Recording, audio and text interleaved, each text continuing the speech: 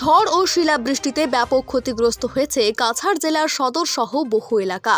রবিবার রাত 10:30 নাগাদ প্রবল ঝড় ও শিলাবৃষ্টি শুরু হয়।